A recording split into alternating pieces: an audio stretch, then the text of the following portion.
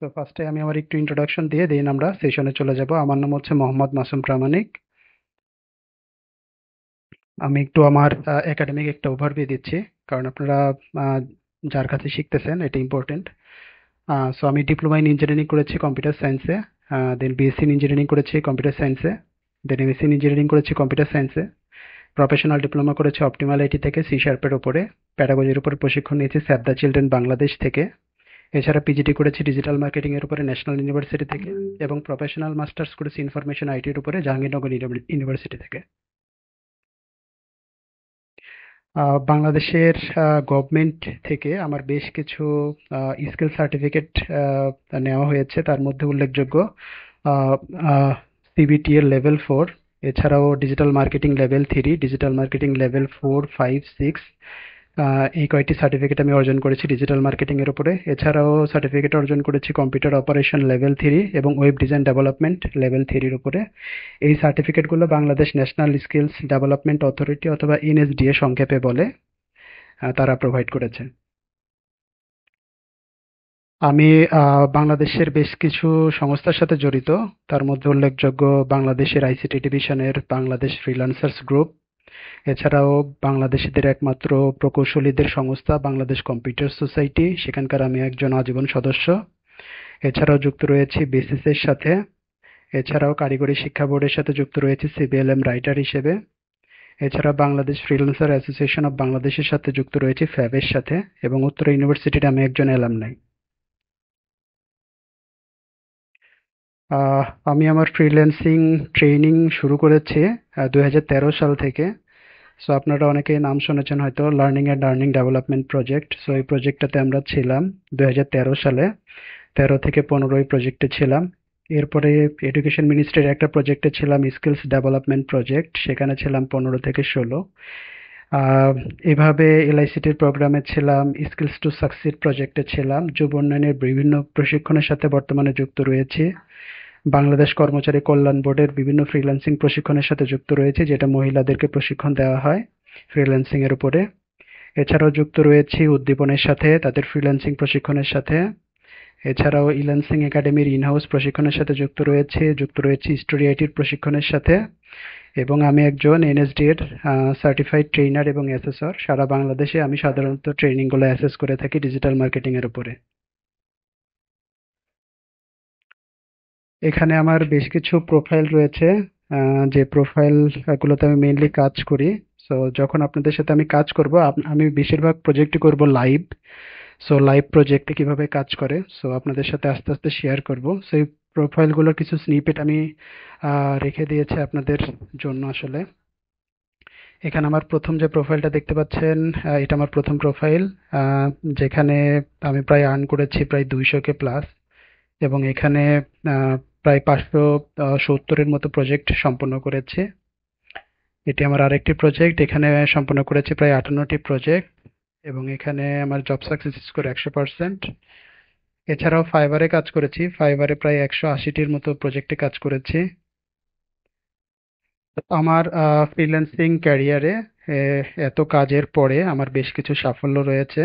সব থেকে উল্লেখযোগ্য, আপনারা জানেন যে বাংলাদেশ গভর্নমেন্ট আইসিটি ডিভিশন থেকে তারা প্রতি 3 বছর বা 4 বছর অন্তর অন্তর ফ্রিল্যান্সারদের সম্মাননা দেওয়া হয়। তো সর্বশেষ সম্মাননা 2021 সালে যে সম্মাননাটা দেওয়া হয়, সো সেখানে আমি বেস্ট আউটসোর্সিং অ্যাওয়ার্ড পেয়েছি সারা বাংলাদেশের মধ্যে, জাতীয় পর্যায়ে। এবং আমাদের ইউনিভার্সিটি থেকে, উত্তরা ইউনিভার্সিটি থেকে পেয়েছি ডিনস অ্যাওয়ার্ড 2023 সালে।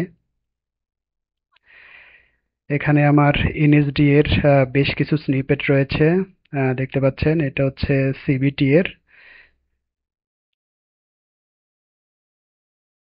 আমার কর্মক্ষেত্র এবং আমার জীবনে নিয়ে বেশ কিছু পত্রিকায় আমি ফিচার্ড হয়েছি, বাংলাদেশে প্রায় সকল প্রিন্ট মিডিয়া এবং মিডিয়া ডিভিশনে। তার মধ্যে উল্লেখযোগ্য প্রথম আলো। সো প্রথম আলোর এই ফিচারটি হয়েছিল 2020 সালে মেবি। সেখানে কিছু ফিচার আমি তুলে ধরার চেষ্টা করতেছি, তার মধ্যে উল্লেখযোগ্য প্রথম আলো। এছাড়াও ফিচার হয়েছে কালের কণ্ঠে, এখানে আমার টিমটা দেখতে পাচ্ছেন, আমি মেইনলি একটা টিম নিয়ে কাজ করি, বড় টিম। তো এই টিমটা 2020 সালের, টিমটা আরো বড় হয়েছে। এবং উল্লেখযোগ্য সময় টেলিভিশন, উল্লেখযোগ্য বাংলাদেশ টেলিভিশনে আমি ইন্টারভিউ দিয়েছি। আহ, আহ, এটা হচ্ছে ফ্রিল্যান্সিং এর উপরে, বাংলাদেশের ফ্রিল্যান্সিং মার্কেট কেমন এগুলোর উপরে। এছাড়াও ইন্টারভিউ দিয়েছি মাছরাঙা টেলিভিশন, ইন্টারভিউ দিয়েছি সময় টেলিভিশন। তো এই আহ, এটা ছিল আমার জীবনী বা আমার বায়োগ্রাফি বলতে পারেন। সো যে শিক্ষকের কাছ থেকে আপনারা শিখতেছেন তার সম্পর্কে একটু জানা দরকার। এখন আমরা একটু আমাদের সেশনে আসি যে আমরা আসলে এখানে কি শিখব। তো এখানে আমরা হচ্ছে মেইনলি হচ্ছে ডিজিটাল মার্কেটিং শিখব মেইনলি, ঠিক আছে। ডিজিটাল মার্কেটিং শেখার পরে আমরা এখান থেকে দেখব যে ডিজিটাল মার্কেটিং শিখে আমরা আমাদের এই স্কিলটা কোন কোন ক্ষেত্রে কাজে লাগাইতে পারি। সো সর্বশেষ দেখেন, আমি যখন ফেসবুকে যাই, বিভিন্ন গ্রুপে যখন কমেন্ট করি বা আমার সাপোজ ধরেন কোনো একটা সাকসেসফুল প্রজেক্ট যখন তুলে ধরে তাদের মধ্যে চেষ্টা করি। যেমন রিসেন্ট আমি একটা আপওয়ার্ক বাংলাদেশ নামে একটা বিগেস্ট গ্রুপ আছে বাংলাদেশে, সেখানকার আমি একজন সদস্য। তো ওখানে একটা আমি লাস্ট উইকে একটা পাবলিশ করেছিলাম একটা কন্টেন্ট আমার, সেটা হচ্ছে আমি প্রায় $9,500 একটা প্রজেক্ট সম্পন্ন করেছি লাস্ট উইকে। তো যখন প্রজেক্টটা সম্পন্ন করলাম, ওই এটার সাকসেস স্টোরিটা যখন আমি শেয়ার করলাম, সো অনেকে আমার কাছে বলতে চাই, মানে বললো যে ভাই আমি আর্ন করতে চাই, ঠিক আছে আর্ন করতে চাই। বাট আমাদের বাংলাদেশের সিনারিওতে মেন প্রবলেম যেটা, আমাদের বাংলাদেশে সবাই আর্ন করতে চায়, বুঝছেন, যার কারণে মানুষ আর্ন করতে পারে না।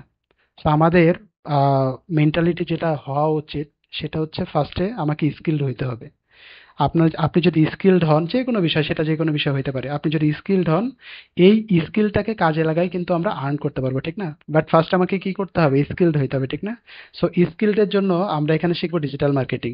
ডিজিটাল মার্কেটিং এর মধ্যে আমরা শিখবো এসইও, আমরা শিখবো এসিএম, আমরা শিখবো এসএমএম, এবং আমরা শিখবো ইমেল মার্কেটিং। 4টা টপিকস আমরা খুব ভালোভাবে শিখবো। এই 4টা টপিকস এর মধ্যে কিছু কোর টপিকস থাকবে যেগুলো আমরা ভালোভাবে শিখবো। যেমন আমরা খুব ভালোভাবে শিখবো সার্চ ইঞ্জিন অপটিমাইজেশন বা এসইওটা, এটা খুবই ভালোভাবে শিখবো। এরপরে আমরা ভালোভাবে শিখবো গুগল অ্যাডস, গুগলে কিভাবে অ্যাড দেয় এই কাজটা। এরপরে আমরা শিখবো ফেসবুকে কিভাবে অ্যাড দেয় এই কাজটা। এবং লাস্টে আমরা শিখবো ইমেল মার্কেটিং কিভাবে করে, বা ফেসবুকে আমরা কিভাবে মার্কেটিং করতে পারি, এগুলোর উপরে, ঠিক আছে। এই 4টা বিষয়ে আমরা টোটাল সেশন পাবো অ্যারাউন্ড 40টা, ঠিক আছে, 40টার মতো সেশন পাবো অ্যারাউন্ড। সো 40টা ক্লাসে আমরা এই জিনিসগুলো শিখবে। এবং দেখেন আমাদের যখন স্কিল পার্টটা শেষ হয়ে যাবে, আমি স্কিলড হয়ে গেলাম, আমি এখন ডিজিটাল মার্কেটিং এর কাজ পারি, আমি এখন ফেসবুকে, যখন আপনি কাজ পারবেন তখন দেখেন আপনার কাজের অভাব হবে না। যেমন আপনি যদি ফেসবুকে অ্যাড চালাইতে পারেন, বাংলাদেশে ছোট বড় অনেক বিজনেস বর্তমানে ফেসবুকে অ্যাড চালায়। এখন দেখেন আপনি যদি ফেসবুকে অ্যাড চালাতে পারেন, আপনার কাজের অভাব হওয়ার কথা না। কিন্তু ভাই আপনি যদি ফেসবুকে অ্যাড না চালাইতে পারেন বা কাজ না পারেন, আপনি যদি বলেন যে আমি আর্নিং করব, তাহলে তখন পারবেন না। কেন পারবেন না? কারণ আপনি কাজ পারেন না। সো মেইন যেটা সেটা হচ্ছে, ফার্স্টে হচ্ছে আমাকে স্কিলড হইতে হবে, যে আমি একটা কাজে খুব ভালো পারদর্শী, এমন ভাবে পারদর্শী যে ওই কাজটা আমি পারবো, ঠিক না, কারো হেল্প ছাড়া পারবো, এরকম পারদর্শী। আচ্ছা, স্কিলড হওয়ার পরে এই স্কিলটাকে আমরা বিভিন্নভাবে কাজে লাগাইতে পারবো। যেমন আমরা অফলাইন মার্কেটে কাজে লাগাইতে পারি, বিভিন্ন ফার্মে বর্তমানে ডিজিটাল মার্কেটিং এক্সপার্টের দরকার আছে। সো সেখানে আপনি জব করতে পারেন। এছাড়াও আপনি ফ্রিল্যান্সিং এর কাজ করতে পারেন। আমরা এখানে প্রায়োরিটি দেবো ফ্রিল্যান্সিংটাকে, যে আমরা ঘরে বসে কিভাবে আমাদের এই স্কিলটাকে কাজে লাগাই, অনলাইনে ফ্রিল্যান্সিং করতে পারি। ফ্রিল্যান্সিং বলতে অন্য একটা ফার্মের হয়ে রিমোটলি কাজ করবেন আর কি, একটা মার্কেটের মাধ্যমে, এই জন্য আমরা এটাকে বলতেছি ফ্রিল্যান্সিং। এছাড়াও আমরা বিভিন্ন রিমোট প্ল্যাটফর্মে কাজ করতে পারবো, যেমন লিঙ্কডইন এর মাধ্যমে রিমোটলি বাংলাদেশের বাইরে কোনো ফার্মে আপনি যুক্ত হয়ে কাজ করতে পারবেন রিমোটলি। সো সেভাবে আমরা কাজ করতে পারি। সো কয়েকটা ওয়ে আমাদের তৈরি হইতে পারে। আমরা নিজেরা বিজনেস শুরু করতে পারি, এটাও একটা ওয়ে হইতে পারে। যেমন আমি সব কাজ পারলাম, সব কাজ পড়ার পরে আপনার মনে হলো যে ঠিক আছে আমি তো হচ্ছে এন্টারপ্রেনার হইতে চাই। তো আমার হচ্ছে নিজে আমি কসমেটিক সেল করব অনলাইনে, এবং এটা সেল করার জন্য যে স্টোর মানে আপনার তৈরি করতে হবে, অ্যাডভার্টাইজ করতে হবে, ম্যানেজ করতে হবে, এই কাজগুলো তো আপনি এখানে শিখতে পারবেন। সো আপনি নিজে এন্টারপ্রেনারও হইতে পারেন যদি মনে হয়। তো এইটা হচ্ছে আমাদের কোর্সের ডিটেলস, ঠিক আছে। তো আমার ডিটেলস ফার্স্টে বললাম, কোর্সের ডিটেলস পরে বললাম। এবং আমরা টোটাল সেশন পাবো অ্যারাউন্ড 40টা। এই 40টার মধ্যে আমাদের স্কিল পার্ট থাকবে, এবং এই স্কিল পার্টটা কোন কোন ক্ষেত্রে আমরা কাজে লাগাইতে পারবো ওই পার্টগুলোও থাকবে। যেমন লিঙ্কডইনে যাদের প্রোফাইল আছে সেটা আরও কিভাবে ভালো অপটিমাইজ করতে পারবেন, সেখানে ক্লায়েন্টদের কিভাবে মেসেজ করতে পারবেন, আউটরিচ করতে পারবেন, অথবা ইমেলের মাধ্যমে কিভাবে ক্লায়েন্টদের সাথে আউটরিচ করতে পারবেন, ফ্রিল্যান্সিং মার্কেট প্লেসে কিভাবে ক্লায়েন্টদের সাথে আউটরিচ করা যায়, ঠিক আছে? তো এই জিনিসগুলো আমরা টোটাল জিনিসগুলো 40টা ক্লাসের মধ্যে থাকবে। এবং এই 40টা ক্লাস আমরা আপনাদের সবার ওপিনিয়ন নিয়ে ক্লাসগুলো ভাগ করব। আমি নিজেও একটু চেষ্টা করব যে আপনাদের ফ্লেক্সিবল টাইমগুলোতে ক্লাস নেওয়ার। সো আমরা মেবি হচ্ছে 8টার সময় বসবো। আমাদের ক্লাসটা হবে হচ্ছে প্রতিটা ক্লাস হবে 40 মিনিটের সেশন। আমরা একদিনে 2টা সেশন নেব, ঠিক আছে? 40 মিনিট করে 2টা সেশন হবে, তার মানে 1 ঘন্টা 20 মিনিট করে আমরা পার ডে সেশন নেব, মাঝখানে 10 মিনিট ব্রেক ব্রেক থাকবে আর কি। মানে 8টা থেকে 8টা 40, তারপরে 10 মিনিট ব্রেক, তারপরে আমরা আবার 8টা 50 থেকে 9টা 30, 9টা 30 পরিমাণ আর একটা সেশন নেব, ঠিক আছে? প্রত্যেকটা সেশন হবে 40 মিনিটের, 2টা সেশন ডেইলি হবে। আর ক্লাস হবে সপ্তাহে 3 দিন অথবা 4 দিন। কোন 3 দিন বা 4 দিন আমি আপনাদেরকে আজকে জানাই দিব, ঠিক আছে? সেটা হইতে পারে যেমন রবি, মঙ্গল, বৃহস্পতি, শনি, এরকম হইতে পারে।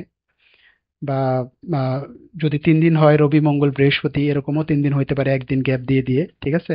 বাট এটা টোটালি ডিপেন্ড করবে হচ্ছে আপনাদের উপরে। হ্যাঁ, যখন দেখবো যে হ্যাঁ আমাদের হচ্ছে আপনারা একটু বুঝে গেছেন আমার সেশন নেওয়ার ক্যাপ ক্যাপ ইটা, তখন আমি হয়তো সেশনটা বাড়াই দিব। তখন এখন 3টা নিব প্রথমে, 2-3 সপ্তাহ পরে এটা হয়তো বাড়াই দিব, ঠিক আছে?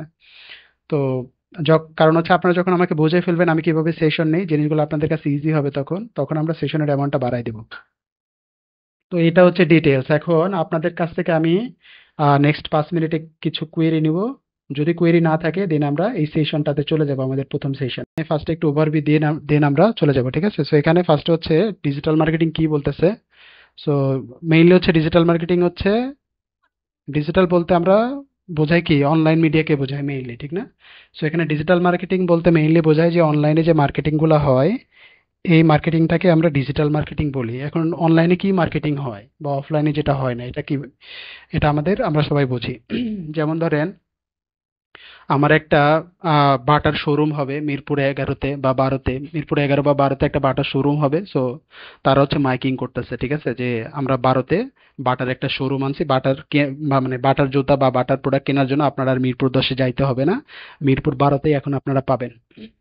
তো এই যে একটা ওরা অ্যাডভার্টাইজ করলো, এটা কোন ধরনের অ্যাডভার্টাইজ করলো? মাইকিং এ করলো, ঠিক না? সো মাইকিং কি অনলাইন মিডিয়া? না, মাইকিং অনলাইন মিডিয়া না, কিন্তু মাইকিং হচ্ছে অফলাইন মিডিয়া, ঠিক না?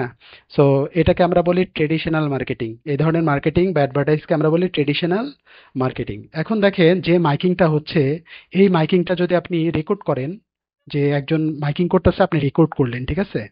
রেকর্ড করে এই 5 মিনিট বা 10 মিনিটের একটা রেকর্ডিং যদি আপনি এটা ফেসবুকে ছাড়েন, এবং একটা ফেসবুকে বাটার কোনো পেজে বা গ্রুপে ছাড়েন, যে এখন আর বাটা কিনতে আপনার মিরপুর 12বাসীর আর 10-এ যাওয়া লাগবে না, 12 থেকেই কিনতে পারবেন। সো এই অ্যাডভার্টাইজ বা মার্কেটিংটা তখন হয়ে যাবে কি, অনলাইনে হচ্ছে, ঠিক না? ফেসবুক চালাতে আমাদের কি ইন্টারনেট ব্যবহার হয় না? ইন্টারনেট ব্যবহার করে আমরা ফেসবুক ব্যবহার করি, তার মানে এটা কিন্তু অনলাইন মিডিয়া। সো অনলাইন মিডিয়ায় যখন এই মার্কেটিংটা যাচ্ছে বা অ্যাডভার্টাইজ কন্টেন্টটা যাচ্ছে, তখন আমরা এই স্ট্র্যাটেজিটাকেই বলতেছি আবার ডিজিটাল মার্কেটিং, ঠিক আছে? সো ট্রেডিশনালটা হচ্ছে অফলাইনে মার্কেটিং করাকে বোঝায়, আর ডিজিটাল মার্কেটিংটা আমরা অনলাইন মার্কেটিং করাকে বোঝায়, ঠিক আছে? আচ্ছা, এটা হচ্ছে ডিজিটাল মার্কেটিং এবং ট্রেডিশনাল মার্কেটিং এর মাঝে পার্থক্য, ঠিক আছে?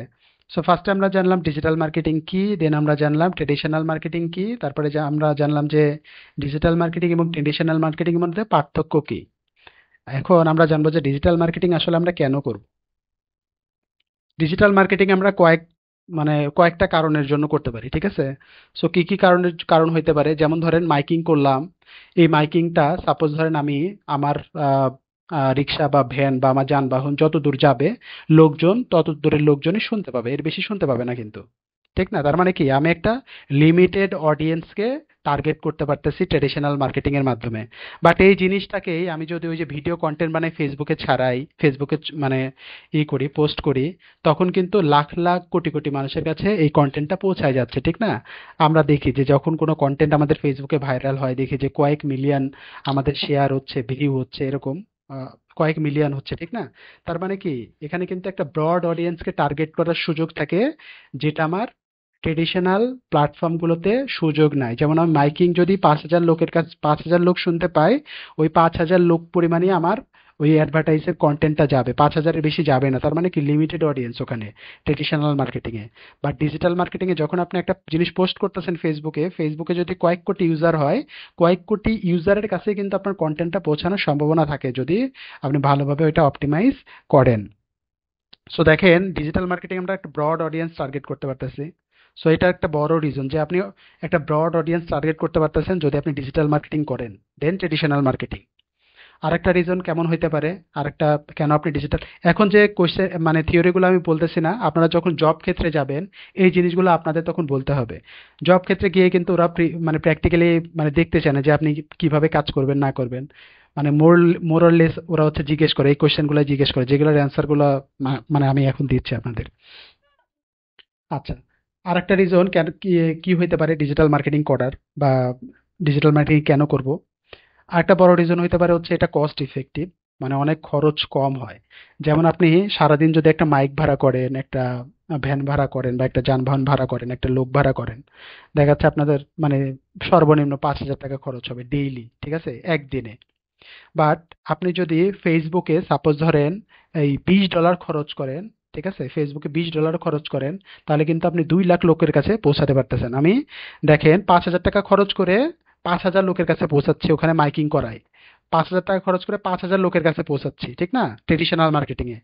আর সেম অ্যামাউন্টের অর্ধেক, ঠিক আছে, সেম অ্যামাউন্টের অর্ধেক মানে এখানে 2,500 টাকা খরচ করে আমি 2 লাখ মানুষের কাছে পৌঁছাচ্ছি ফেসবুক অ্যাডের মাধ্যমে। তো এটাকে আমরা বলতে পারি কি কস্ট ইফেক্টিভ, যে অনেক কম খরচে আপনি অনেক বেশি লোকের কাছে আপনার কন্টেন্টটা, অ্যাডভার্টাইজ কন্টেন্টটা পৌঁছাতে পারতেছেন, যার কারণে আমরা ডিজিটাল মার্কেটিংটা করি।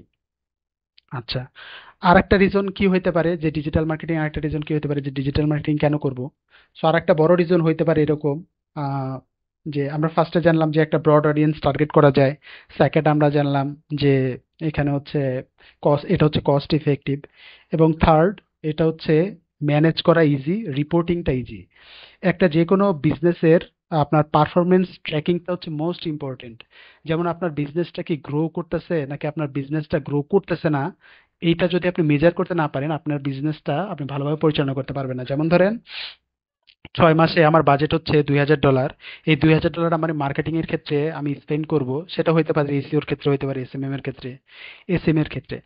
এখন আপনি যদি না জানেন যে কোন সেক্টর থেকে আমার কেমন সেল আসতেছে এবং ওই সেক্টরে আমি কত টাকা ইনভেস্ট করতেছি, এই ট্র্যাকিংটা যদি আপনার না থাকে আপনি কিন্তু বিজনেসটা ওইভাবে গ্রো করতে পারবেন না। যেমন আপনি একটা সাপোজ ধরেন ফেসবুক অ্যাডের কথা বলি আর গুগল অ্যাডের কথা বলি, দুইটা সেক্টরে আপনি 100 100 $200 প্রতি মাসে ইনভেস্ট করতেছেন, 100 100 $200 প্রতি মাসে ইনভেস্ট করতেছেন, ঠিক আছে। তো এই যে প্রত্যেক মাসে যে আপনি $200 স্পেন্ড করতেছেন, এটার মাধ্যমে কিন্তু আপনি জানতে পারবেন যে আমি ফেসবুকে $100 ইনভেস্ট করলাম, এখান থেকে আমার কয়জন মানুষ আমার একটা দেখতে পাইছে, কয়টা আমি সেল পাইছি, ঠিক আছে, ফেসবুকে কয়জন মানুষ দেখতে পাইছে, কয়টা সেল পাইছে, এই ধরনের রিপোর্টিং কিন্তু তারা প্রোভাইড করে বা আমরা পাই। তার মানে কি একটা খুবই ভালো ইনসাইটফুল রিপোর্টিং আমরা আমাদের এই মার্কেটিং থেকে পাচ্ছি। কিন্তু আমরা যদি ট্রেডিশনাল মার্কেটিং এর কথা চিন্তা করি, যেমন মাইকিং, আপনি কি ঘরে ঘরে যা কি 5,000 লোককে জিজ্ঞেস করা সম্ভব যে ভাই আপনি, আমি যে মাইকিং করছিলাম আপনি কি শুনতে পাইছিলেন? সো এটা কিন্তু সম্ভব না, ঠিক না। তার মানে কি আপনি কিন্তু রিপোর্ট ট্র্যাক করতে পারবেন না, মেজার করতে পারবেন না যে আপনি যে ক্যাম্পেইনটা করলেন সারাদিন কয়জন মানুষের কাছে আদৌ পৌঁছাইলো, কয়জন মানুষ সেটা শুনতে পাইলো, বা শুনতে পায় কয়জন মানুষ আপনার স্টোরে আসলো, ঠিক আছে, এই জিনিসটা ট্র্যাক করা যায় না। তার মানে আপনি কিন্তু রিপোর্টিংটা ট্র্যাক করতে পারবেন না, পারফরমেন্সটা মেজার করতে পারবেন না ট্রেডিশনাল মার্কেটিং এ, যেটা আমরা ডিজিটাল মার্কেটিং এ ইজিলি পারতেছি। সো এই যে কয়েকটা তিনটা মেজর কারণ বললাম, এই তিনটা মেজর কারণেই কিন্তু আমরা মেইনলি হচ্ছে ট্রেডিশনাল মার্কেটিং থেকে বর্তমানে ডিজিটাল মার্কেটিং এ বেশি ফোকাস করি। এবং দেখবেন বর্তমানে যারা কসমেটিক্সের বিজনেসের সাথে জড়িত অথবা যারা ক্লোদিং বিজনেসের সাথে জড়িত, ঠিক আছে, এছাড়াও যারা যারা হচ্ছে হ্যান্ডমেড বিভিন্ন প্রোডাক্ট আছে, ইলেকট্রনিক প্রোডাক্ট আছে, এইসব জিনিসের সাথে যারা জড়িত দেখবেন যে ওনাদের সবার স্টোর আছে, সবার একটা ফিজিক্যাল স্টোর আছে, বাট তারা ফিজিক্যাল স্টোরের জন্য অত বেশি মাইকিং করতেছে না, লিফলেট ছাপাচ্ছে না, ঠিক আছে, পোস্টার টাঙাই দিচ্ছে না, হ্যাঁ, ওখানে খরচ না করে তারা কি করতেছে, অ্যাড চালাচ্ছে। তার কারণ তারা আসলে সবাই এখন ডিজিটাল মার্কেটিং এর দিকেই ঝুঁকতেছে, ডিজিটালি বা অনলাইন মিডিয়ার দিকে ঝুঁকতেছে যে অনলাইনে কিভাবে আমি এটা প্রচার প্রসার বাড়াইতে পারি। আচ্ছা, আশা করি বুঝতে পারছেন।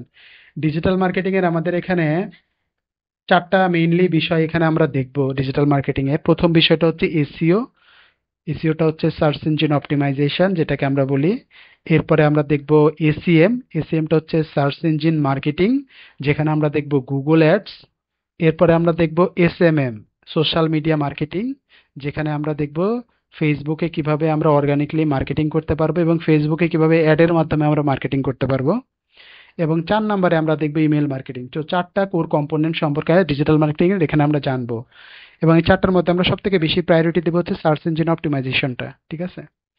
আচ্ছা, এরপরে ডিজিটাল মার্কেটিং এর ক্যারিয়ার। ক্যারিয়ার সম্পর্কে অলরেডি আমি আলোচনা করছি যে 4টা সেক্টরে আমরা আমাদের এই কাজটা যখন আমরা শিখে ফেলবো, 4টা সেক্টরে আমাদের এই স্কিলটাকে আমরা কাজে লাগাইতে পারবো। যেমন আমি নিজে একটা ফার্মে জব করতে পারবো ডিজিটাল মার্কেটিং স্পেশালিস্ট হিসেবে, অথবা এসইও স্পেশালিস্ট হিসেবে, অথবা গুগল অ্যাডস স্পেশালিস্ট হিসেবে আমি যে কোনো একটা ফার্মে জব করতে পারবো। এটা হচ্ছে 1 নাম্বার ক্যারিয়ার হইতে পারে। 2 নাম্বার আমাদের অপশন হইতে পারে আমরা নিজেরা ঘরে বসে ফ্রিল্যান্সিং এর কাজ করতে পারবো ফ্রিল্যান্সিং মার্কেট প্লেসের মাধ্যমে। ফ্রিল্যান্সিং মার্কেট প্লেস হইতে পারে আপওয়ার্ক, ফাইবার, ঠিক আছে, people per hour, micro worker, অনেক ছোট বড় ফার্ম আছে, এখানে আমরা করতে পারি। 3 নম্বর অপরচুনিটি হতে পারে রিমোটলি আমরা একটা জব করতে পারি প্রফেশনাল প্ল্যাটফর্মের মাধ্যমে, সেটা একটা ভালো অপরচুনিটি হতে পারে লিঙ্কডইন এর মাধ্যমে। অনেকে এখন জব করতেছে লিঙ্কডইন এর মাধ্যমে, জব ইউকের একটা ফার্মে, বাংলাদেশে ঘরে বসে ইউকের একটা ফার্মে আপনি জব করতেছেন রিমোটলি। 8 ঘন্টা অফিস, আপনি 8 ঘন্টায় কাজ করতেছেন বাট বাংলাদেশে বসে, বাট আপনাকে ইউকে থেকে স্যালারি পাঠাচ্ছে রিমোটলি। সো এটা একটা অপরচুনিটি হইতে পারে, 3 নম্বর অপরচুনিটি। 4 নাম্বার, নিজে এন্টারপ্রেনার হইতে পারেন, নিজের একটা বিজনেস আপনি সেট আপ করতে পারেন এবং ওখানে আপনি নিজের বিজনেসটা পরিচালনা করতে পারেন। 5 নাম্বার অপরচুনিটি কি হইতে পারে, আপনি নিজে, এটাও 4 নাম্বারের মধ্যে পড়ে। যেমন ডিজিটাল মার্কেটিং করে আমরা হচ্ছে নিজে অ্যাফিলিয়েট মার্কেটিং করতে পারি, নিজেরা অ্যাফিলিয়েট মার্কেটিং করতে পারি, ব্লগিং করতে পারি, গুগল অ্যাডসেন্স নিয়ে কাজ করতে পারি, কন্টেন্ট মার্কেটিং নিয়ে কাজ করতে পারি, ঠিক আছে? তো এই জিনিসগুলো করতে পারি। অনেকে আমরা বলি সিপিএ করতে পারি আমরা, ঠিক আছে? সো এই জিনিসগুলো নিয়ে আমরা আমাদের ক্যারিয়ার গঠন করতে পারি। সো এটা ছিল আমাদের প্রথম সেশনটা। সো এই সেশনে আমরা আলোচনা করলাম ডিজিটাল মার্কেটিং কি, কেন ডিজিটাল মার্কেটিং করব, ট্রেডিশনাল ভার্সেস ডিজিটাল মার্কেটিং মধ্যে পার্থক্য কি, ডিজিটাল মার্কেটিং কম্পোনেন্টগুলো কি কি, এবং ডিজিটাল মার্কেটিং ক্যারিয়ার আমরা এখানে কোন এটা নিয়ে এসইও কি, ফার্স্টে আমরা জানবো এসইও কি। সো এসইওর ফুল ফর্ম হচ্ছে সার্চ ইঞ্জিন অপটিমাইজেশন। আমরা দেখেন যদি গুগলে একটু সার্চ করি, যেমন এখানে আমি সার্চ করলাম গুগলে যে সাপোজ,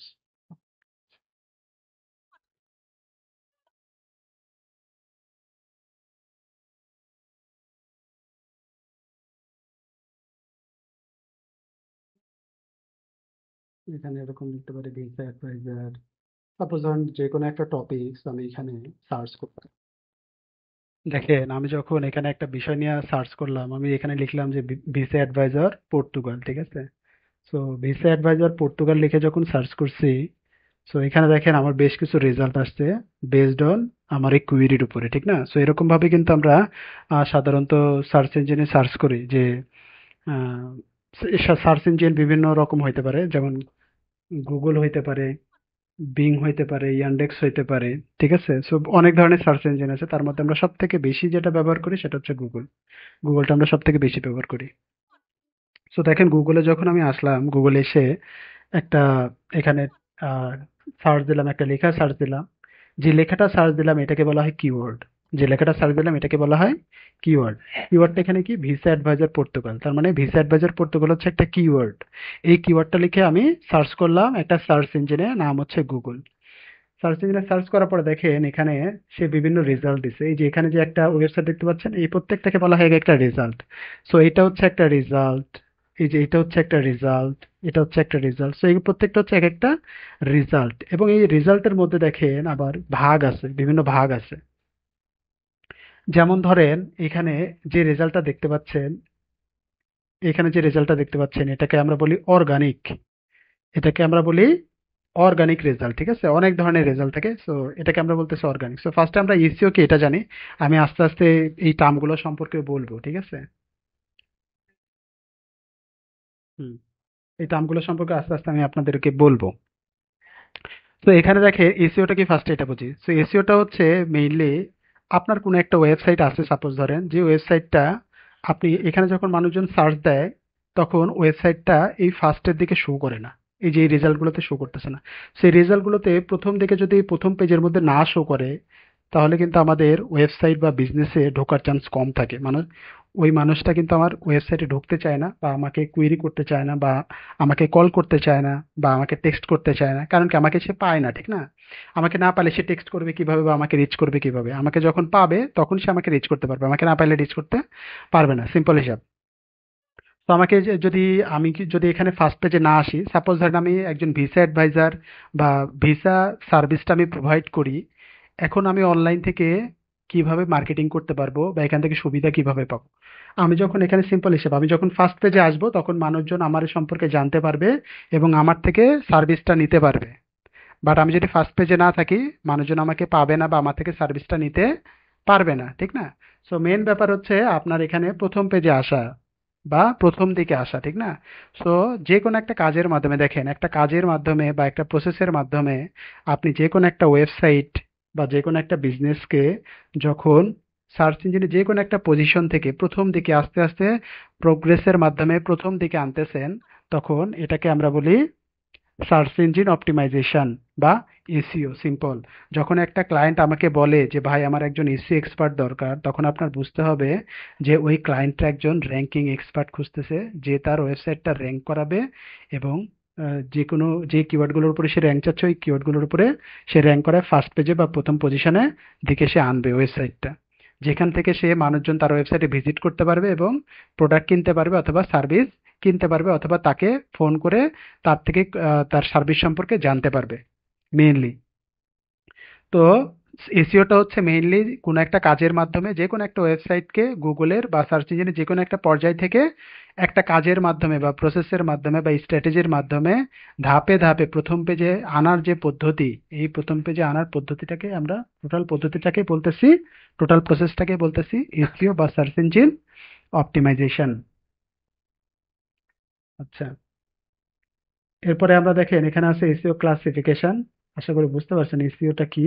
এরপরে এসইও ক্লাসিফিকেশনটা নিয়ে একটু আলোচনা করি। SEO classification, so SEO classification অনেক ধরনের, অনেক জিনিসের উপরে ক্লাসিফিকেশন হয়। যেমন ধরেন, প্রথমে আমি একটা জিনিস বলি, সেটা হচ্ছে আমি যদি এসইওর মেথডের কথা চিন্তা করি, যে আমরা তিনটা মেথডে মেইনলি হচ্ছে এটাকে একটা ওয়েবসাইটকে গুগলের ফার্স্ট পেজে আনতে পারবো বা সার্চ ইঞ্জিনে ফার্স্ট পেজে আনতে পারবো, তিনটা মেথডের মাধ্যমে, ঠিক আছে? সো মেথড যদি আমরা বলি, কাজের মেথড অনুযায়ী এসইও কে আমরা তিন ভাগে ভাগ করতেছি। কাজের মেথড অনুযায়ী এসইও কে আমরা ভাগ করতেছি তিন ভাগে।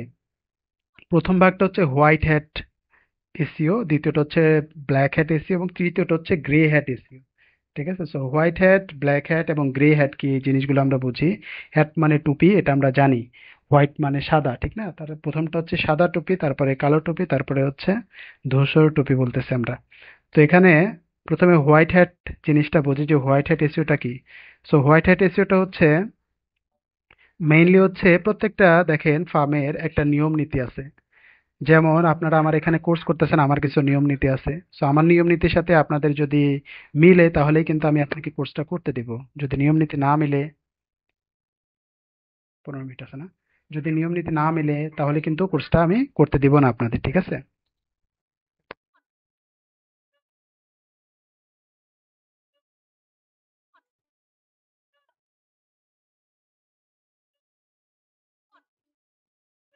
ওইটাতে 9টা 10-এ জয়েন করবেন সবাই, হ্যাঁ? একটা লিঙ্ক দিছি গ্রুপে আমি, ওই লিঙ্কটাতে আপনারা 9টা 10-এ জয়েন করবেন সবাই। আচ্ছা, 9টা 10-এ আমাদের একটা সেশন হবে 40 পরিমাণ। তো এখানে যে বিষয়টা নিয়ে আলোচনা করলাম, যে হোয়াইট হ্যাট মেথডটা কি। সো হোয়াইট হ্যাট মেথডটা হচ্ছে, যেমন আমার এখানে কোর্স করতেছেন, আমার একটা নিয়ম নীতি আছে। আমার নিয়ম নীতি যদি আপনারা ফলো করেন, তাহলে আমি কোর্সটা করতে দেবো আপনাদের। বাট আমার নিয়ম নীতি যদি ফলো না করেন, তাহলে আমি কোর্সটা করতে দেবো না। এখন আপনারা যদি আমার নিয়ম নীতি ফলো করে এখানে আসেন, তাহলে আপনারা কোর্সটা করতে পারতেছেন, ঠিক না? সো এটাকে বলা হচ্ছে হোয়াইট হ্যাট মেথড।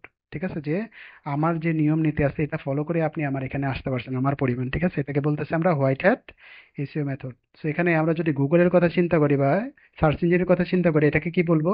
যে গুগলের কিছু নিয়ম নীতি আছে, আমরা যেটাকে বলি গুগলের অ্যালগোরিদম। গুগলের অ্যালগোরিদমটা হচ্ছে গুগলের নিয়ম নীতি, যেখানে গুগলের বিভিন্ন নিয়ম নীতি আছে, যে ভাই তুমি এই কাজটা করতে পারবা, এই কাজটা করতে পারবা না, এই কাজটা করলে তোমার সাইটের উপকার হইতে পারে, এই কাজটা করলে তোমার সাইটের ক্ষতি হইতে পারে। সো এইটা নিয়ে গুগলের একটা প্ল্যাটফর্ম আছে, এটাকে বলি আমরা গুগলের অ্যালগোরিদম, ঠিক আছে, যেটা আমাদের গুগল তাদের 3 মাস পরে 6 মাস পরে প্রতিনিয়তই আপডেট করে অ্যালগোরিদমটা। কারণ কি তাদের আমরা কিন্তু প্রত্যেকটা জিনিস আপডেট করি। যেমন আগে আমাদের এআই ছিল না, এখন আমাদের এআই আছে, তাহলে গুগল আমাকে বলতেছে ভাই তুমি এআই আর ইউজ যদি করো তাহলে তোমার ওয়েবসাইটে ভালো হবে না খারাপ হবে, ঠিক আছে। সো এইগুলাকে আমরা বলি অ্যালগোরিদম। সবাই বুঝতে পারতেছেন আশা করি।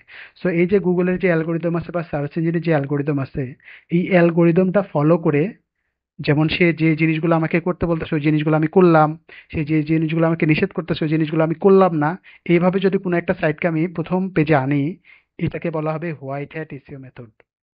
তাহলে আমি যদি নিয়ম নীতি ফলো করে গুগলের অ্যালগোরিদম যেটা আছে এই অ্যালগোরিদমটা ফলো করে যদি কোনো একটা ওয়েবসাইটকে গুগলের প্রথম পেজে আনি, এটাকে আমরা বলতেছি হোয়াইট হ্যাট এসইও মেথড।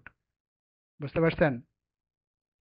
আচ্ছা, আশা করি বুঝতে পারছেন। আমি আমি আপনাদের যখন সময় দেবো তখন আপনারা হ্যান্ড রেজ করে কথা বলবেন।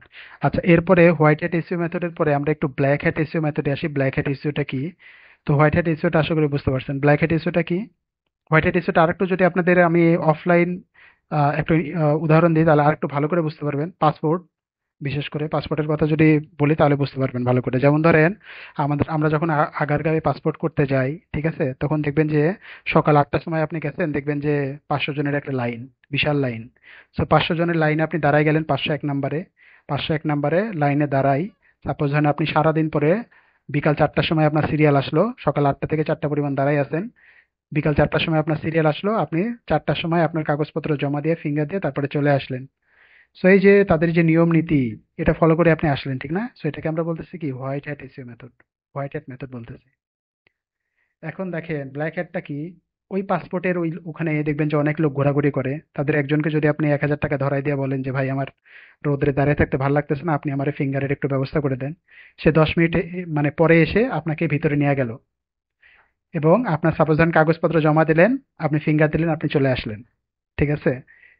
আপনার মানে গোল যেটা ছিল পাসপোর্ট করা, আপনি দুইভাবেই পাসপোর্ট করলেন। একটা হচ্ছে নিয়ম নীতি ফলো করে পাসপোর্ট করলেন, আর একটা হচ্ছে নিয়ম নীতি ফলো না করে পাসপোর্ট করলেন। দুইভাবেই পাসপোর্ট করতে পারছেন।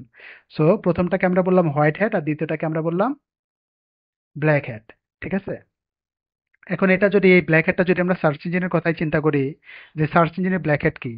সার্চ ইঞ্জিনে যেমন সার্চ ইঞ্জিন আমাকে খুব ভালোভাবে একটা জিনিস বলতেছে, বুঝেন, একটা জিনিস বলতেছে যে যে তুমি কিওয়ার্ডটা, যে ওয়ার্ডটা তুমি র্যাঙ্ক করবা, আমি বোঝাচ্ছি এই জিনিসগুলো আপনারা পরে আরো ডিপলি ভালো বুঝবেন। যেমন গুগল বোঝাচ্ছে যে এই ওয়ার্ডটা তুমি যদি র্যাঙ্ক করতে চাও, এই ওয়ার্ডটা তোমার এই পেজের মধ্যে থাকতে হবে। গুগলের এটা একটা রুলস, ঠিক আছে, একটা একটা টার্ম, যে তুমি যে যে ওয়ার্ডটা তুমি র্যাঙ্ক করতে চাও এই ওয়ার্ডটা তোমার ওই পেজের মধ্যে থাকতে হবে, কোথাও না কোথাও থাকতে হবে, ঠিক আছে। সেটা আপনি জানেন। যদি আপনি, গুগল বলছে তুমি এটা ব্যবহার করতে পারবা সর্বোচ্চ 1%, মানে তোমার যদি 1,000 ওয়ার্ডের একটা কন্টেন্ট হয় তুমি 10 বার ব্যবহার করতে পারবা। মানে এই ওয়ার্ডটা তুমি ব্যবহার করতে পারবা 10 বার যদি তোমার 1,000 ওয়ার্ডের কন্টেন্ট থাকে, বুঝেন। তো গুগল আমাকে বললো যে ভাই তুমি তোমার একটা পেজ আছে, ওই পেজের মধ্যে তুমি এই যে কিওয়ার্ডটা র্যাঙ্ক করবা, এই র্যাঙ্ক করা কিওয়ার্ডটা, এই কিওয়ার্ডটা তুমি 10 বারের বেশি ইউজ করো না। এটা তার একটা রুলস। বাট আপনি কোনোভাবে জানতে পারলেন যে এটা যদি আমি বেশি, যত বেশি ইউজ করব তত এটা র্যাঙ্ক হওয়ার চান্স বেশি। সো আপনি কি করলেন? আপনি এটা 100 বার ইউজ করলেন। গুগল বললো 10 বার, আপনি ব্যবহার করলেন কয়বার? 100 বার। এখন 100 বার ব্যবহার করার ফলে যেটা হয়েছে, আপনি 1 মাসে র্যাঙ্ক হয়ে গেছে আপনার এই পেজটা, ঠিক আছে। আমার 1 মাসে কিন্তু র্যাঙ্ক হয়ে গেল ভাই, ঠিক না? সো 1 মাসে যখন আমি কিওয়ার্ডটা র্যাঙ্ক করে ফেললাম, আমার কিন্তু র্যাঙ্ক হয়েছে, ঠিক না? বাট আমি গুগলের নিয়ম নীতি ফলো না করে কিন্তু কি করছি? র্যাঙ্ক করছি। সো এটাকে আমরা বলতেছি ব্ল্যাক হ্যাট মেথড। যদি নিয়ম নীতি ফলো না করে কাজ করি ভাই, তখন এটাকে বলতেছি কি? ব্ল্যাক হ্যাট এসইও মেথড, ঠিক আছে। তো হোয়াইট হ্যাট বুঝতে পারলাম সবাই, ব্ল্যাক হ্যাট সবাই বুঝতে পারলাম। এখন গ্রে হ্যাটটা বলি। গ্রে হ্যাটটা কি? গ্রে হ্যাট হচ্ছে আপনার হোয়াইট হ্যাট আর ব্ল্যাক হ্যাটের মিশ্রণ, ঠিক আছে। গ্রে হ্যাট হচ্ছে হোয়াইট হ্যাট আর ব্ল্যাক হ্যাটের মিশ্রণ। মানে আপনি কিছু ভালো কাজ করতেছেন, নিয়ম নীতি ফলো করে কাজ করতেছেন, আর কিছু নিয়ম নীতি ফলো না করে কাজ করতেছেন, ঠিক আছে। যেমন গুগল আপনাকে বলল যে আপনি যে ইমেজগুলো ব্যবহার করবেন আপনার পেজের মধ্যে, ইমেজগুলো যেন একটু লাইট ওয়েট হয়, ঠিক আছে, হালকা হয়, যেন 200 কিলোবাইট, 300 কিলোবাইট, 400 কিলোবাইট এরকম হয়। খুব ভারী ইমেজ আপনারা ব্যবহার করেন না। সো আপনি ভালো ইমেজ ব্যবহার করলেন আর কি, যে যেগুলো হালকা ইমেজ এগুলাই ব্যবহার করলেন, 200 কিলোবাইট বা 300 কিলোবাইটের ইমেজগুলো ব্যবহার করলেন, তার মানে কি আপনি নিয়ম নীতি ফলো করলেন, একটা নিয়ম নীতি ফলো করলেন, একটা ফলো করলেন না। সো এই এই ধরনের স্ট্র্যাটেজি বা মেথডটাকে আমরা বলি গ্রে হ্যাট মেথড। সো তিনটা মেথড এখানে আমরা মিলে, তিনটা মেথড ফলো করে আমরা যে কোনো ওয়েবসাইটকে গুগলের প্রথম পেজে আনতে পারি। একটা হচ্ছে হোয়াইট হ্যাট মেথড, একটা হচ্ছে ব্ল্যাক হ্যাট মেথড, একটা হচ্ছে গ্রে হ্যাট মেথড। তিনটা মেথড। এখন দেখেন আপনারা, আপনাদের এখন কোয়েরি হইতে পারে যে ভাই বা স্যার আমাদের হচ্ছে আমরা কোন স্ট্র্যাটেজিটা আমরা ফলো করব, বোঝেন। এখন দেখেন, আপনি সাপোজ ধরেন পাসপোর্ট করে ফেললেন একজন, ওই যে 500 জনের পরে লাইনে দাঁড়ায় পাসপোর্ট করলো, একজন 10 মিনিটে পাসপোর্ট করে ফেললো, ঠিক আছে? দুইজনই পাসপোর্ট করছে, দুইজনেরই পাসপোর্ট হয়েছে, বাট দুইজনের স্ট্র্যাটেজিটা ভিন্ন, একজন ব্ল্যাক হ্যাট ফলো করছে, একজন হোয়াইট হ্যাট ফলো করছে, ঠিক না? এখন কোনটা রিকমেন্ডেড? অবশ্যই কোনটা রিকমেন্ডেড, মানে হোয়াইট হ্যাট, ঠিক না? Black hat. হোয়াইট হ্যাট অবশ্যই রিকমেন্ডেড। কেন রিকমেন্ডেড হোয়াইট হ্যাট? যেমন একটা সাংবাদিক আসলো, ঠিক আছে? সাংবাদিকে আসার পরে আপনারে জিজ্ঞেস করলো যে ভাই আপনি পাসপোর্ট কিভাবে করছেন? সো আপনি তো তখন বলতে পারবেন না, ঠিক না? যেখানে আমার একজন আত্মীয় আছে আমাকে 10 মিনিটে পাসপোর্ট করাই দিছে, ধরা খায় যাবেন, ঠিক না? সো একটা তখন ভয় থাকবে, এবং যদি কোনোভাবে সে জানতে পারে, ভিডিও করে রাখে, তখন তো আপনি ভাইরাল হয়ে যাবেন, ঠিক আছে? সো আপনার কি একটা, মানে উপরে উঠছেন ঠিক আছে, বাট নিচে পড়ার একটা হাই চান্স থাকে যদি আপনি ব্ল্যাক হ্যাট করে যান, ঠিক না? বুঝতে পারতেছেন আপনারা? আর যদি আপনি হোয়াইট হ্যাট করে নিয়ম নীতি ফলো করে যান, সেক্ষেত্রে কিন্তু আপনার চান্স খুব কম থাকে নিচে পড়ার, ঠিক আছে? কারণ কি আপনি সব নিয়ম নীতি ফলো করে গেছেন। আচ্ছা, এটা হচ্ছে আমাদের এসইওর ক্লাসিফিকেশনটা আমি বললাম, সরি মেথডগুলো আমি বললাম যে এসইওর মেথড হচ্ছে আমাদের তিনটা মেইনলি: র্যাঙ্ক করার, হোয়াইট হ্যাট, ব্ল্যাক হ্যাট আর গ্রে হ্যাট। আপনাদের কারো কোনো কোয়েরি আছে? যদি আমরা ভাগ করি যে এসইওর মধ্যে এসইওর পার্ট কয়টা, পুরো এসইওর কাজ, যেমন ধরেন একটা আমরা জানলাম যে একটা ওয়েবসাইটকে আপনি যখন গুগলের যে কোনো একটা পর্যায় থেকে প্রথম পজিশনে আনার জন্য যে কাজগুলো করতেছেন ওগুলো হচ্ছে এসইওর কাজ, ঠিক না? এখন এই যে আপনি যে কোনো একটা ওয়েবসাইটকে গুগলের একটা যে কোনো মানে পজিশন থেকে প্রথম পজিশনে আনতেছেন, এটার জন্য কিন্তু আপনাকে অনেক কাজ করতে হবে। সো এই পুরা কাজটাকে আমরা কয়েকটা ভাগে ভাগ করি, ঠিক আছে? সো মেইনলি ভাগ করি হচ্ছে তিন ভাগে। মেইনলি এটাকে আমরা ভাগ করতেছি তিন ভাগে, ঠিক আছে? প্রথম যে ভাগটা এটাকে আমরা বলি অন পেজ এসইও। যেমন ধরেন আমি যদি একটা ওয়েবসাইটে যাই, সাপোজ ধরেন এটা হচ্ছে আমার ওয়েবসাইট, আমার ওয়েবসাইটে গেলে আমার সম্পর্কে আপনারা জানতে পারবেন। সো সাপোজ ধরেন এই যে ওয়েবসাইটে, এই ওয়েবসাইটে সাপোজ ধরেন আমি চিন্তা করলাম যে আমি হচ্ছে সাপোজ ধরেন এইখানের একটা কন্টেন্ট আমি চেঞ্জ করব, বুঝেন, সবাই বোঝেন। এইখানের একটা কন্টেন্ট আমি চেঞ্জ করব ভাই, ঠিক আছে? সেই কন্টেন্টটা চেঞ্জ করার জন্য আমার ওয়েবসাইট লগ ইন করা লাগবে, আমার ওয়েবসাইটে লগ ইন করার পরে দেন আমি কন্টেন্টটা চেঞ্জ করতে পারবো, ঠিক আছে? সো ওয়েবসাইটে লগ ইন করার জন্য, লগ ইন করার পরে এসিওর যে কাজগুলো করা হয় এই কাজগুলোকে আমরা বলি অন পেজ এসিওর কাজ। মানে যখন আপনি একটা পেজের মধ্যে ডিপলি কাজ করবেন তখন এই কাজটাকে আমরা বলি হচ্ছে অন পেজের কাজ। যেমন ধরেন ইমেজটা আমি চেঞ্জ করব, এখানকার ইমেজটা আমি চেঞ্জ করব, এটাকে আমরা বলতেছি অন পেজ এসইওর কাজ। কন্টেন্টটা চেঞ্জ করব, এটাকে আমরা বলতেছি অন পেজ এসইওর কাজ, ঠিক আছে? বা এখানে আমাদের যে কন্টেন্ট গুলো আছে সাপোজ ধরেন এগুলো আমি চেঞ্জ করব, ঠিক আছে? তো এগুলোকে আমি এই পুরা, যদি আমি এই একটা পেজের মধ্যে কোনো কন্টেন্ট আছে এই জিনিসগুলো যদি আমরা চেঞ্জ করতে চাই, ঠিক আছে, তখন আমরা এটাকে বলি অন পেজ এসইও, ঠিক আছে? এটাকে তখন আমরা বলি অন পেজ এসইও। আচ্ছা, এখন দেখেন, তো প্রথম এসইওর যে পার্টটা দেখলাম আমরা সেটা হচ্ছে on page SEO. So on page SEO বলতে একটা পেজের মধ্যে কোনো ধরনের কন্টেন্ট যদি আমরা চেঞ্জ করতে চাই, এসইওর কাজের জন্য কোনো ধরনের কন্টেন্ট যদি আমরা চেঞ্জ করতে চাই, চেঞ্জ করি, এই ধরনের কাজকে আমরা বলি অন পেজ এসইওর কাজ, ঠিক আছে? আচ্ছা, 2 নাম্বার হচ্ছে এটাকে আমরা বলি অফ পেজ এসইও। প্রথমটা হচ্ছে অন পেজ এসইও, দ্বিতীয়টা হচ্ছে off page SEO. Off page এসইওটা মেইনলি হচ্ছে অ্যাডভার্টাইজিং করা। যেমন ধরেন এই ওয়েবসাইটটা আমি যদি ফেসবুকে শেয়ার করি বা আপনারা যদি ফেসবুকে শেয়ার করেন তাহলে আমার জন্য একটা অ্যাডভার্টাইজ হইলো, ঠিক না? ফেসবুক কি আলাদা একটা প্ল্যাটফর্ম, আলাদা একটা মিডিয়া প্ল্যাটফর্ম, ওই মিডিয়া প্ল্যাটফর্মে গিয়ে আমি আমার সম্পর্কে অ্যাডভার্টাইজ করলাম, ঠিক আছে? আমি আমার সম্পর্কে অ্যাডভার্টাইজ করলাম। সো যখন আমি অন্য একটা ওয়েবসাইটে গিয়ে আমি আমার সম্পর্কে অ্যাডভার্টাইজ করব তখন এটাকে আমরা বলি অফ পেজ এসইওর কাজ, ঠিক আছে? তখন এটাকে আমরা বলি অফ পেজ এসইওর কাজ। মেইনলি এটা এটা হচ্ছে অ্যাডভার্টাইজ করা। অ্যাডভার্টাইজিং এর যে কাজগুলো আছে এসইওর মধ্যে এগুলোকে আমরা বলি অফ পেজ এসইওর কাজ, ঠিক আছে? এই অফ পেজ এসইওর কাজকে অনেক সময় আমরা বলি লিংক বিল্ডিং, আবার অনেক সময় বলি ব্যাক লিংক, ঠিক আছে? অনেকে অনেক নামে বলে। ঠিক আছে, অনেকে বলে লিঙ্ক বিল্ডিং, অনেকে বলে ব্যাক লিঙ্ক, আবার অনেকে বলে এক্সটার্নাল লিঙ্ক বিল্ডার, এরকম বলে। এক্সটার্নাল মানে কি, আলাদা ওয়েবসাইটে গিয়ে আপনি মার্কেটিং করতেছেন বা লিঙ্ক বিল্ডিং করতেছেন। লিঙ্ক মানে কি, মেইনলি হচ্ছে লিঙ্ক মানে কি, আমার ওয়েবসাইটের সাথে তার ওয়েবসাইটটা সংযুক্ত করা, ঠিক না? ফেসবুকে যদি আমার ওয়েবসাইট আমি পেস্ট করি, তার মানে কি ফেসবুকের সাথে আমার ওয়েবসাইটটা সংযুক্ত হইলো। তো এটাকে বলা হয় লিঙ্ক বিল্ডিং, এর জন্য এটাকে বলা হয় লিঙ্ক বিল্ডিং। অনেকে বলে লিঙ্ক বিল্ডিং, অনেকে বলে ব্যাক লিঙ্ক। আচ্ছা, তাহলে এখানে দেখেন দুইটা পার্ট দেখলাম আমরা এসইওর। প্রথম পার্টটা হচ্ছে অন পেজ এসইও, দ্বিতীয় পার্টটা হচ্ছে off page SEO. On page SEO mainly হচ্ছে একটা পেজের মধ্যে যে কন্টেন্ট গুলো আছে এগুলো যদি আপনি চেঞ্জ করেন এসইওর কাজের জন্য, তাহলে আমরা এটাকে বলি অন পেজ এসইও। আর যদি আপনি আপনার ওয়েবসাইটটা নিয়ে অ্যাডভার্টাইজ করেন তখন এটাকে আমরা বলি অফ পেজ এসইও। আচ্ছা, এরপরে এখন বর্তমানে এটা বেশ কিছু বছর হইলো, আসলো 2017-র পরে, প্রায় 9 বছর ধরে, 8 বছর ধরে আসে। 8 বছর ধরে আর একটা নতুন একটা এখানে আমাদের সেকশন যুক্ত হয়েছে, এসিওর পার্ট যুক্ত হয়েছে, এটাকে আমরা বলি টেকনিক্যাল এসিও। আগে এটা ছিল না, 8 বছর ধরে এটা আসছে। সো এটাকে আমরা বলি হচ্ছে টেকনিক্যাল এসিও। আগে ছিল অন পেজ এসিও আর অফ পেজ এসিও, আর বর্তমানে আর একটা নতুন যোগ হয়েছে, যেটা হচ্ছে টেকনিক্যাল এসিও, 8 বছর ধরে আছে। যাই, তো টেকনিক্যাল এসইওটা বর্তমানে অনেক প্রায়োরিটির একটা পার্ট, বা এটা একটু কঠিন।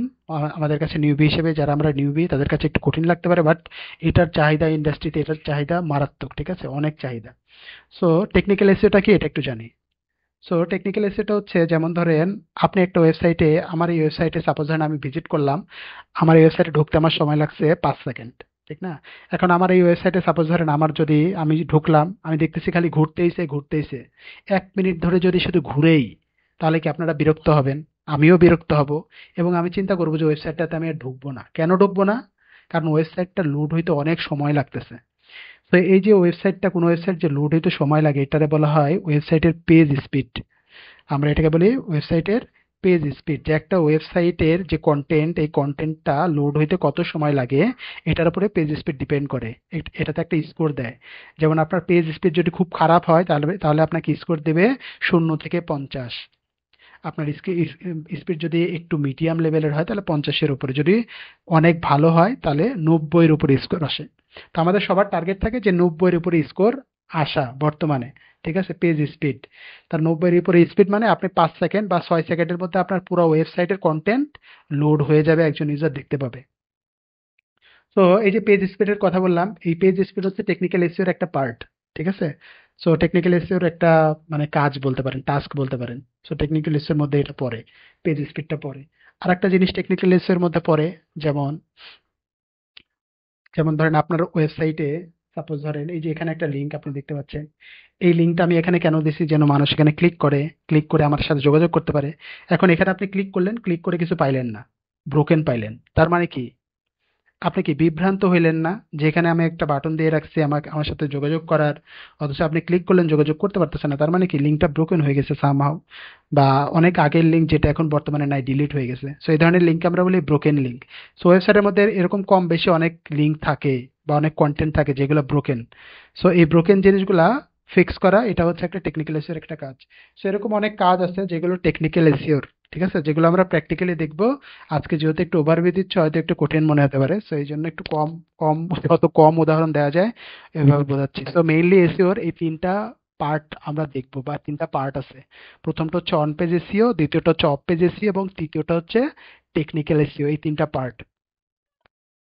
তাহলে দেখেন ভাই, এখানে আমরা দেখলাম এসইওর ক্লাসিফিকেশন, তাহলে এখানে তিনটা পার্ট দেখলাম আমরা, on page SEO, off page SEO এবং টেকনিক্যাল এসইও। এখানে আমরা মেথড দেখলাম, তিনটা method, white hat method, black hat method আর গ্রে হ্যাট মেথড। এরপরে এখানে দেখেন আরেকটা অপশন আছে, এটার নাম হচ্ছে এসইও অ্যালগোরিদম। অ্যালগোরিদম জিনিসটা অলরেডি আলোচনা করছি, আমরা আবার আলোচনা করতেছি। অ্যালগোরিদম মানে হচ্ছে নিয়ম নীতি। যখন দেখেন ফেসবুকে, আমরা যারা ফেসবুকে অ্যাডের কাজ করি বা গুগলে অ্যাডের কাজ করি, প্রত্যেকটা মানে জায়গায়, তার প্ল্যাটফর্মে তাদের কিছু নিজস্ব নিয়ম নীতি আছে, যে তুমি যদি এই নিয়ম নীতির একটাও ব্রেক করো তাহলে তোমাকে অ্যাড চালাইতে দিবে না, বা তোমার অ্যাকাউন্ট ব্যান্ড হইতে পারে, তোমার অ্যাকাউন্ট ব্লক হইতে পারে, বা ভবিষ্যতে আপনি ওই পেজ থেকে আর অ্যাড নাও চালাইতে পারেন, একেবারে রেস্ট্রিক্ট করে দিতে পারে যদি আপনি নিয়ম নীতি লঙ্ঘন করেন। সো এই নিয়ম নীতিগুলোকে আমরা বলি অ্যালগোরিদম। সো আমরা যখন এসইও করব, এসইওরও কিছু নিয়ম নীতি গুগল করছে, এটাকে আমরা বলি গুগলের অ্যালগোরিদম বিভিন্ন ধরনের অ্যালগোরিদম আছে, ঠিক আছে? সো এগুলোরে গুগল প্রত্যেক 3 মাস বা 6 মাস পর পর আপডেট করে, ঠিক আছে? যে গুগল যেমন সর্বশেষ গুগলের যদি আপডেট আমরা দেখি, যে এখানে সাপোজ ধরেন আমরা যদি লিখি গুগল লেটেস্ট আপডেট, দেখেন যদি আমরা লিখি Google latest update for SEO, Google তো অনেক বড় ফার্ম। তো এসইওর আপডেট গুলা যদি নিয়ে আমরা একটু দেখতে চাই, দেখেন অগস্টের 26 তারিখে লাস্ট আপডেট আসছে, এটা হচ্ছে সেপ্টেম্বর, তার মানে 1 মাস আগে তাদের লেটেস্ট একটা আপডেট আসছে। তো দেখেন এই যে 1 মাস আগে তাদের লাস্ট একটা আপডেট আসছে। এই যে এখানে যে ছবিগুলো দেখতে পাচ্ছেন, এই ছবিগুলা গুগলের অ্যালগোরিদম বলে। এই যে এখানে যে পান্ডার ছবিটা দেখতে পাচ্ছেন, এটাকে বলে হচ্ছে গুগলের এই অ্যালগোরিদম নামটা হচ্ছে পান্ডা। এই প্রথম অ্যালগোরিদম নামটা হচ্ছে পান্ডা, দ্বিতীয় অ্যালগোরিদম নাম হচ্ছে কি পেঙ্গুইন, তৃতীয় অ্যালগোরিদম নাম কি হামিং বার্ড। তো বিভিন্ন পশু পাখির নামে তারা অ্যালগোরিদমের নাম দেয়। অ্যালগোরিদম ভিন্ন জিনিস, অ্যালগোরিদম তো আপনাদের আমি বললাম, অ্যালগোরিদম হচ্ছে নিয়ম নীতি, ঠিক আছে? তো এই নিয়ম নীতির তারা বিভিন্ন নাম দেয়। যেমন ধরেন এই যে এখানে এক নিয়ম নীতির নাম দিছে পান্ডা, নিয়ম নীতির নাম দিছে পেঙ্গুইন, নিয়ম নীতির নাম দিছে হামিং বার্ড। তো এগুলো হচ্ছে এক একটা নিয়ম নীতি। আমরা যদি এখানে আসি, দেখেন গুগলের এই নিয়ম নীতি সম্পর্কে এখানে বলছে যে গুগলের যে কি জিনিস আপডেট হয়েছে, এই যে লাস্টে স্প্যাম আপডেট হয়েছে, লাস্টে দেখেন গুগলের অগস্টের 26 তারিখে, 26 তারিখে স্প্যাম রিলেটেড একটা আপডেট আসছে। সো আপনার ওয়েবসাইটে যদি স্প্যাম কোনো জিনিস থাকে, অবশ্যই আপনার ওয়েবসাইটটা র্যাঙ্ক করবে না। সো কিছু জিনিস আছে যেগুলো আমাদের যুগের সাথে তাল মিলিয়ে গুগল আপডেট দেয়। যেমন এআই আসছে, এআই এর কথা বললাম, গুগল আপডেট দিচ্ছে আপনি এআই রিলেটেড কন্টেন্ট আপনার ওয়েবসাইটে যদি বেশি ইউজ করেন, আপনার ওয়েবসাইটটা র্যাঙ্ক করবে না, ঠিক না?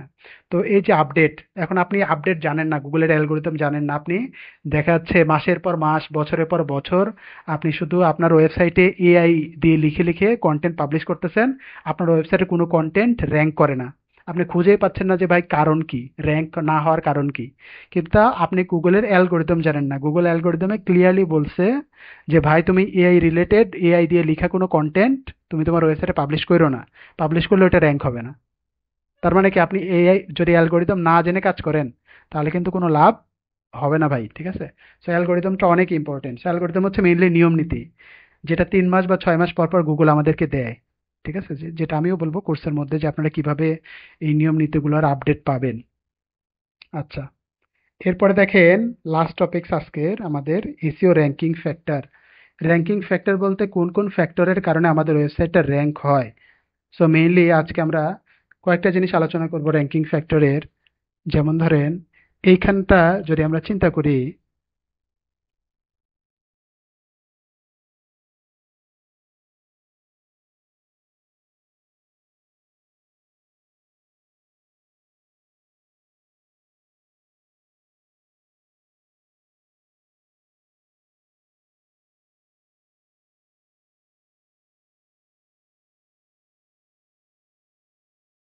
এই কয়েকটা রেজাল্টে দেখেন, আমরা যদি একটু চিন্তা করি এই কয়েকটা রেজাল্টের উপরে, প্রত্যেকটা রেজাল্টের মধ্যে দেখেন প্রথমে যে জিনিসটা এখানে দেখতে পাচ্ছি, এই যে এখানে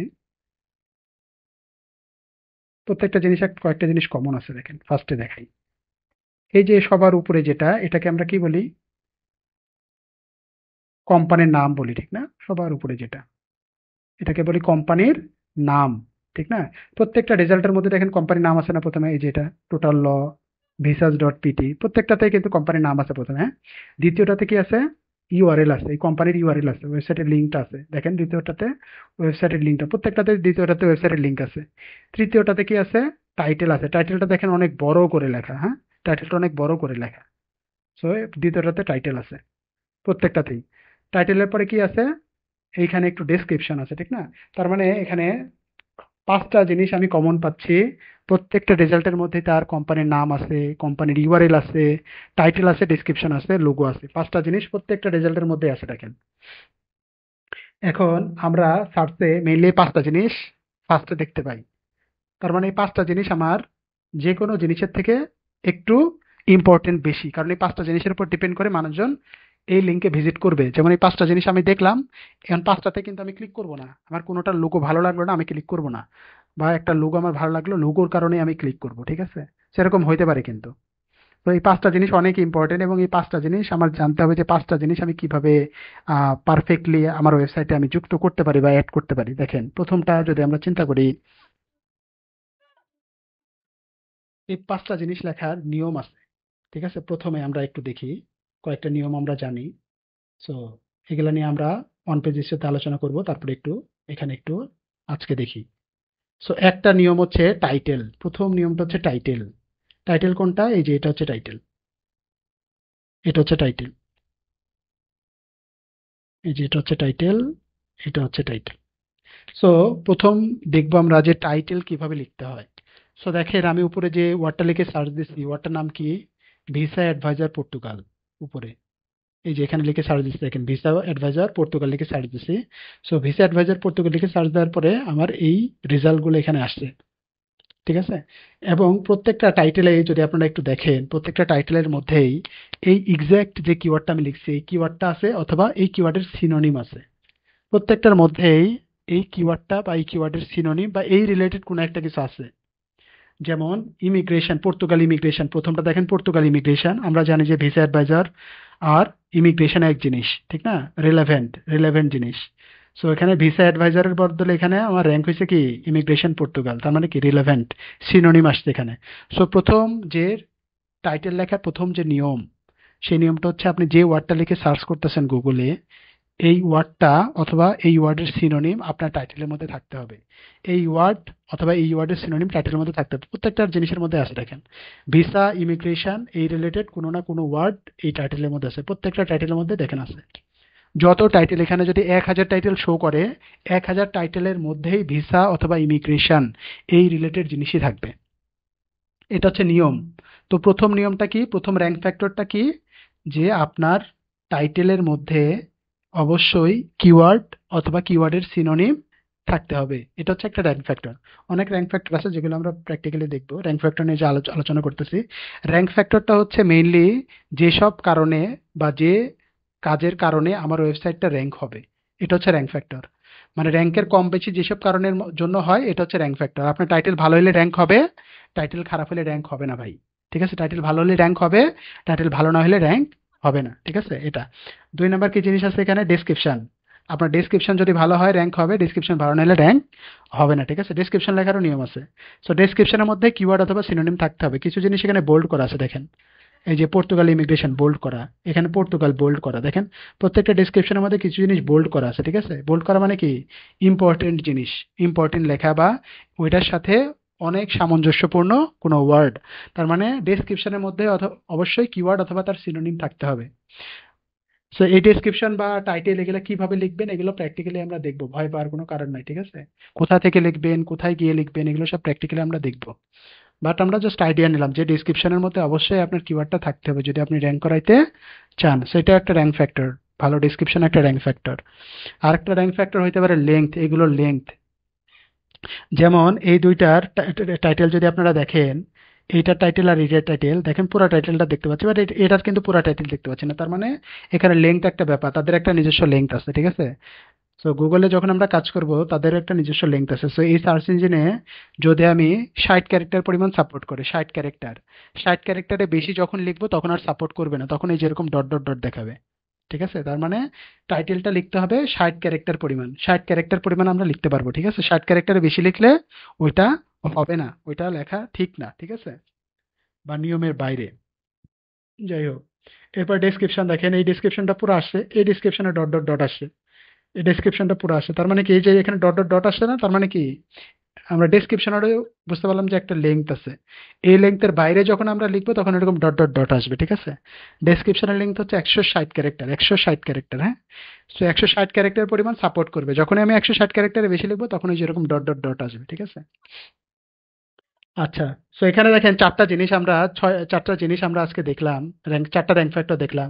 যে টাইটেল, টাইটেলের মধ্যে কিওয়ার্ড দিতে হবে, টাইটেলের মধ্যে টাইটেলের লেংথ কত হবে, ডেসক্রিপশনের মধ্যে কিওয়ার্ড দিতে হবে, ডেসক্রিপশনের লেংথ কত হবে। এই চারটা চারটা র্যাঙ্ক ফ্যাক্টর আমরা দেখলাম। এরকম প্রায় 20 থেকে 30টার মতো র্যাঙ্ক ফ্যাক্টর আছে যেগুলো নিয়ে আমরা আলোচনা করব, পরবর্তী সেশনগুলোতে আলোচনা করব। ঠিক আছে, সো মেইনলি র্যাঙ্ক ফ্যাক্টর হচ্ছে সেই জিনিসগুলো যেগুলোর কারণে আমাদের ওয়েবসাইটের র্যাঙ্কিং ওঠানামা করে, বাড়ে অথবা কমে।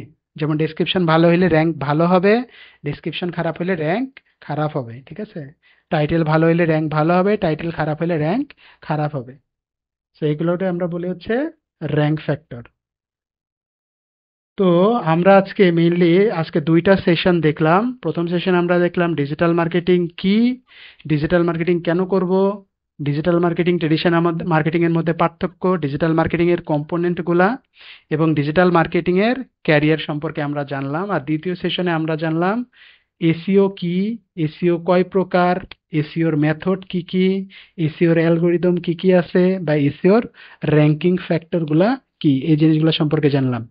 পরের সেশনে আমরা জানবো হচ্ছে অন পেজ এসইও কি বা অন পেজ এসইও কিভাবে ইমপ্লিমেন্ট করে। পরের সেশনটা আমাদের থিওরি হবে, ঠিক আছে? একটু এখানে প্র্যাকটিক্যাল আসতে পারে। 3 নাম্বার সেশন থেকে আমাদের প্র্যাকটিক্যাল হবে, হ্যাঁ, কিওয়ার্ড রিসার্চ থেকে আমাদের প্র্যাকটিক্যাল গুলা শুরু হবে। তো আজকে আজকে আমাদের এই দুইটা সেশন ছিল, আমরা ডেইলি হচ্ছে দুইটা করে সেশন নেব।